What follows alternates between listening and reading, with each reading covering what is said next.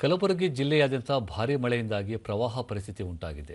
ಸೇಡಂ ತಾಲೂಕಿನ ಮಳಖೇಡ ಗ್ರಾಮದ ಬಳಿ ಕಾಗೀರ್ಣ ನದಿ ಅಪಾಯದ ಮಟ್ಟ ಮೀರಿ ಹರಿಯುತ್ತಿದ್ದು, ಬೃಹತ್ ಸೇತುವೆಯೊಂದು ಜಲಾವೃತಗೊಂಡಿದೆ. ತಗ್ಗು ಪ್ರದೇಶಗಳಿಗೆ ನೀರು ನುಗ್ಗಿದೆ. ಜಯತೀರ್ಥರ ಮೂಲ ಬೃಂದಾವನ ಮೊರಾರ್ಜಿ ದೇಸಾಯಿ ವಸತಿ ಶಾಲೆಗಳಿಗೆ ನೀರು ನುಗ್ಗಿದ್ದು, ಜನರನ್ನು ಸುರಕ್ಷಿತ ಪ್ರದೇಶಗಳಿಗೆ ಸ್ಥಳಾಂತರಿಸಲಾಗಿದೆ. ಮಹಾರಾಷ್ಟ್ರದ ಹಲವು ಜಲಾಶಯಗಳಿಂದ ಭೀಮಾ ನದಿಗೆ 3.50 ಲಕ್ಷ ಕ್ಯೂಸೆಕ್ಗೂ ಅಧಿಕ ಪ್ರಮಾಣದಲ್ಲಿ ನೀರು ಬಿಡುಗಡೆ ಮಾಡಲಾಗಿದೆ. ಇದರಿಂದಾಗಿ ಭೀಮಾ ತೀರದ ಸಾವಿರಾರು ಹೆಕ್ಟೇರ್ ಪ್ರದೇಶಗಳು ಜಲಾವೃತವಾಗಿವೆ.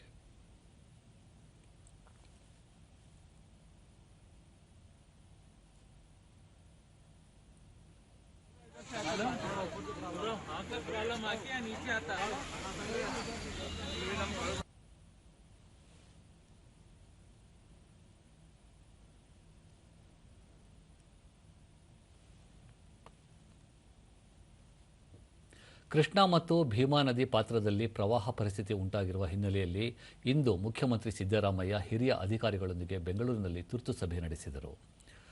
ಪರಿಸ್ಥಿತಿಯ ಮೇಲೆ ತೀವ್ರ ನಿಗಾ ವಹಿಸಿ ಅಗತ್ಯ ರಕ್ಷಣಾ ಮತ್ತು ಪರಿಹಾರ ಕಾರ್ಯಗಳನ್ನು ಕೈಗೊಳ್ಳುವಂತೆ ಅವರು ಅಧಿಕಾರಿಗಳಿಗೆ ಸೂಚನೆ ನೀಡಿದರು.